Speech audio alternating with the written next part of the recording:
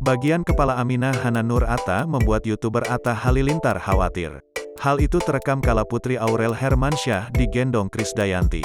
Rupanya, ada bagian belakang kepala baby Aminah yang membuat Atta Halilintar risau. Penyebabnya, rambut di bagian belakang cucu Krisdayanti itu lambat tumbuhnya. Memang, baby Aminah memang memiliki rambut hitam dan lebat, seperti Atta Halilintar. Sayangnya, pada bagian belakang kepala, rambut Aminah hanya tumbuh tipis. Khawatir dengan pertumbuhan rambut Aminah, Atta Halilintar bertanya pada Krisdayanti. Ibu Aurel Hermansyah itu menenangkan Atta Halilintar. Menurutnya, rambut Aminah akan tumbuh seiring berjalannya waktu. Mulanya Krisdayanti sedang mempersiapkan Aminah yang akan menginap beberapa hari, karena Atta dan Aurel akan bekerja. Lantas Krisdayanti memuji rambut Aminah yang tumbuh lebat. Tapi yang belakangnya kok tumbuhnya lama ya Mi, kata Atta Halilintar khawatir. Sebagai ibu 4 anak, Krisdayanti yang lebih berpengalaman menjelaskan alasan rambut bagian belakang bayi tumbuh dengan lambat.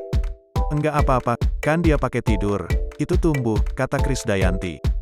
Cuma karena ditidurin mulu ya, kata Atta Halilintar puas mendapat jawaban.